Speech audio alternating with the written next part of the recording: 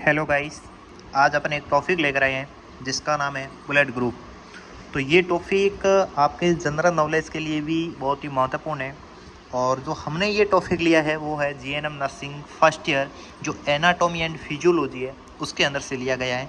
तो ये blood group बहुत ही इम्पोर्टेंट है और यहाँ से हर नर्सिंग एग्ज़ाम के अंदर भी क्वेश्चन आता है और कंपटीशन एग्ज़ाम के अंदर भी देखा जाए तो यहाँ से क्वेश्चन आते हैं। तो ये बहुत ही इम्पोर्टेंट है और आपकी जनरल नॉलेज के लिए भी ये बहुत ही इम्पोर्टेंट है।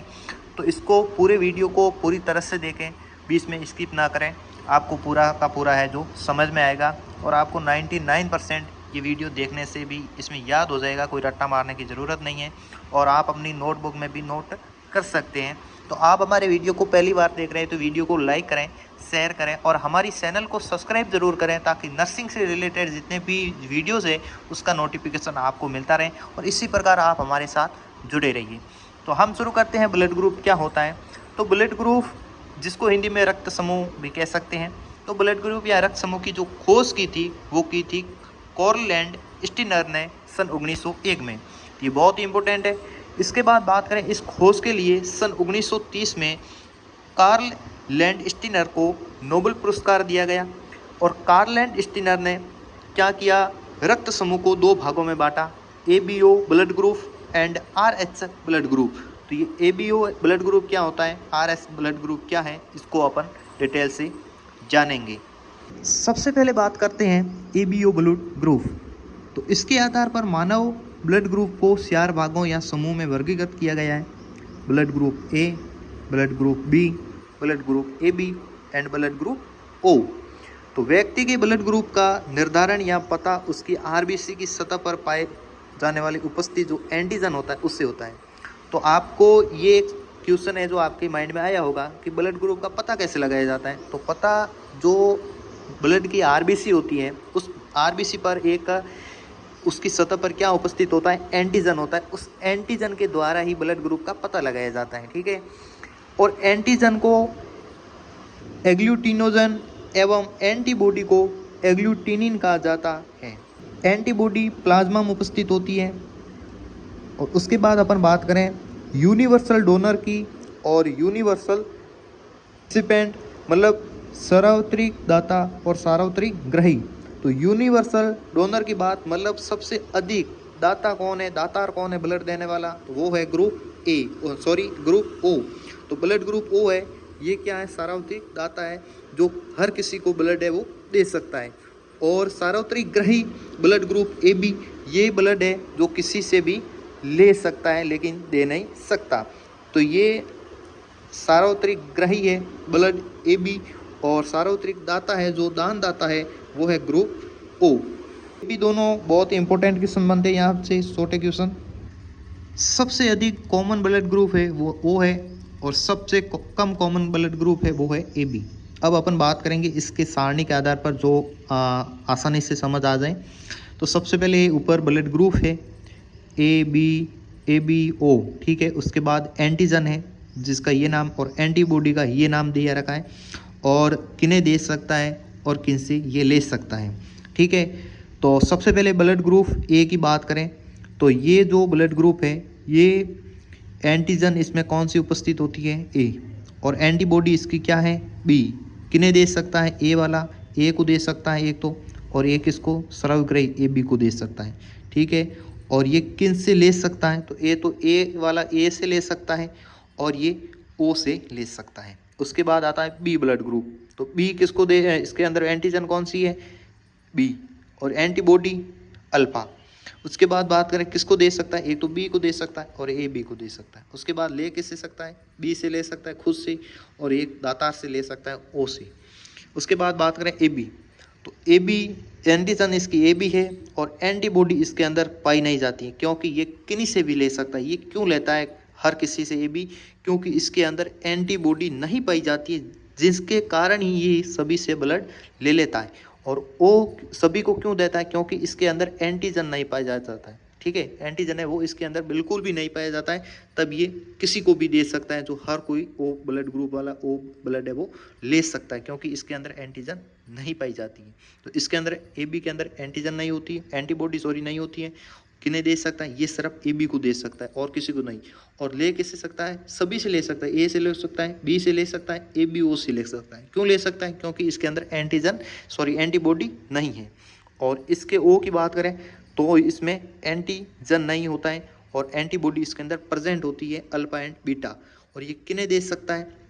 तो A को दे सकता है, बेचारा B को दे सकता है, ABO को दे सकता है। तो ये बेचारा सभी को दे सकता है, लेकिन ले सिर्फ O का ही सकता है और किसी का ही नहीं, क्योंकि इसके अंदर एंटीजन नहीं पाया जाता है इसी के कारण।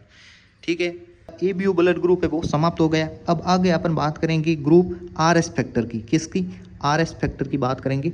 तो RS फैक्टर ब्लड ग्रुप की बात करें तो इस ब्लड ग्रुप की खोज की थी, वो की थी कॉललैंड स्टीनर एवं वीनर नामक वैज्ञानिक ने। ठीक है, इन्होंने ये परीक्षण या खोज सबसे पहले एक मक्का का रिसर्च नामक का एक बंदर है उसमें की थी। तो ब्लड ग्रुप में RS फैक्टर की उपस्थिति RS पॉजिटिव एवं RS फैक्टर की अनुपस्थिति RS नेगेटिव को दर्शाती है। ठीक है, RS पॉजिटिव क्या है? जिन लोगों की RBC की सतह पर डी एंटीजन उपस्थित हो। जो लोग हैं जिसके RBC की सतह पर डी एंटीजन उपस्थित है वो RS पॉजिटिव कहलाएंगे। और RS नेगेटिव क्या है? जिन लोगों की RBC पर की सतह पर डी एंटीजन RS नेगेटिव कहलाता है। ठीक है, इसके बाद बात करें RS पॉजिटिव एवं RS नेगेटिव वाले लोगों के अंदर कोई एंटीबॉडी नहीं पाई जाती। ठीक है, RS positive and RS negative वाले लोगों के अंदर कोई एंटीबॉडी नहीं पाई जाती। RS पॉजिटिव वाला व्यक्ति RS पॉजिटिव वाले व्यक्ति को ब्लड दे सकता है और RH नेगेटिव वाला व्यक्ति RS नेगेटिव वाले व्यक्ति को एवं RS पॉजिटिव वाले व्यक्ति को, दोनों को ब्लड दे सकता है। देखो इसमें इंपॉर्टेंट है कि पॉजिटिव वाला सिर्फ पॉजिटिव को ब्लड देगा, लेकिन जो नेगेटिव वाला है ये पॉजिटिव को ब्लड देगा एंड नेगेटिव वाले को ब्लड है वो दे सकता है। और एंटीबॉडी की बात करें तो RS positive and RS negative वाले लोगों के अंदर किसी प्रकार की कोई एंटीबॉडी नहीं पाई जाती है। बात करें ब्लड ग्रुप है तो इसके अंदर blood group RS positive RN negative. तो इसमें RS पॉजिटिव 85% संभावना रहती है लोगों के अंदर पाने की और RH नेगेटिव है ये 15% है जो संभावना रहती है। एंटीबॉडी की एंटीजन की बात करें तो RS पॉजिटिव वाला डी एंटीजन होता है और इसके अंदर एंटीजन नहीं होता है नेगेटिव के अंदर। ठीक है, उसके बाद बात करें RS पॉजिटिव के अंदर तो एंटीबॉडी नहीं होता है और RS नेगेटिव के अंदर एंटीबॉडी नहीं होता है। RS किसको दे सकता है? पॉजिटिव, तो सिर्फ पॉजिटिव को दे सकता है। और ले किससे सकता है? पॉजिटिव एंड नेगेटिव से। क्यों ले सकता है? क्योंकि इसके अंदर एंटीजन डी उपस्थित है और एंटीबॉडी इसके अंदर उपस्थित नहीं है। और RH नेगेटिव की बात करें तो किन्हें दे सकता है? पॉजिटिव को दे सकता है RH और RH नेगेटिव को दे सकता है। एंड ये ले किससे सकता है? क्यों? RH नेगेटिव से ले सकता है। पॉजिटिव से क्यों नहीं ले सकता? क्योंकि इसके अंदर एंटीजन डी उपस्थित है जिसके कारण ये नहीं ले सकता। दे क्यों सकता है दोनों को? क्योंकि इसके अंदर डी उपस्थित है और एंटीबॉडी उपस्थित नहीं है, इसलिए ये दोनों को भी दे सकता है। उसके बाद एक इंपॉर्टेंट पॉइंट आता है ब्लड समूह के अंदर कि फंक्शन ऑफ ब्लड, रक्त के कार्य क्या है? तो गैसों का आदान प्रदान करना, ये भी बहुत इंपॉर्टेंट है। रक्त हमारे शरीर में गैसों का आदान प्रदान करने का एक महत्वपूर्ण कार्य करता है। ये O2 को फेफड़ों से कोशिका तक एवं CO2 को कोशिका से फेफड़ों तक ले जाने में कार्य करता है। ठीक है, जैसे लंग्स ऑक्सीजन टिश्यूज तक जाती है और टिश्यूज या जो सेल होती है उससे वापस जो कार्बन डाइऑक्साइड है वो वापस लंग्स तक आती है। जो ये कार्य करता है कौन? ब्लड करता है। उसके बाद बात करें पोषक पदार्थों का स्थानांतरण, ये भी इसका कार्य है।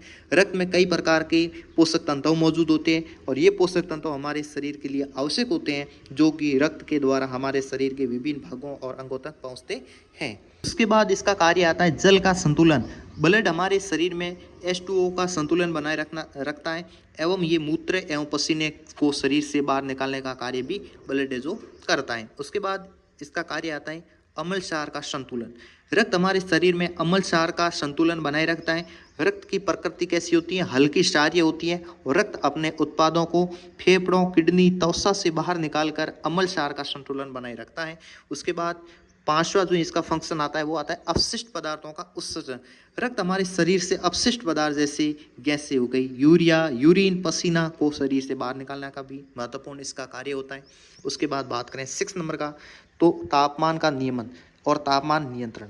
रक्त में उपस्थित जल हमारे शरीर का तापमान बनाए रखने में महत्वपूर्ण कार्य करता है, रक्तदाब, ब्लड प्रेशर का नियंत्रण करने में भी, और रक्त अपने गोडपन, आयतन में परिवर्तन करके हमारे शरीर की बीपी है उसको बनाए रखता है। उसके बाद बात करते हैं आयनों में संतुलन। तो रक्त हमारे शरीर में उपस्थित सभी आयनों को संतुलन बनाए रखता है।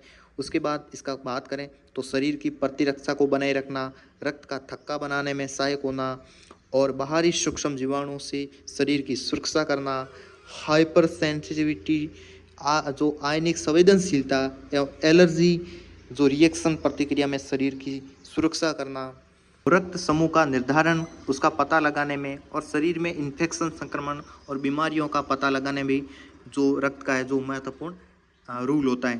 तो आशा करता हूँ कि आपको ये पूरा वीडियो समझ में आया होगा, और किसी प्रकार का आपको इसमें डाउट है तो आप हमारे वीडियो के कमेंट बॉक्स में कमेंट ज़रूर करें, और इसी प्रकार आप हमारे साथ जुड़े रहिए और वीडियो को लाइक करें, शेयर करें, और हमारी चैनल को सब्सक्राइब ज़रूर करें, ताकि हर वीडियो का जो नर्सिंग से रिलेटेड हर वीडियोज़ है उसका नोटिफिकेशन आपको मिलता रहे, जिसका आप पूरी तरह से फ़ायदा उठा सकें।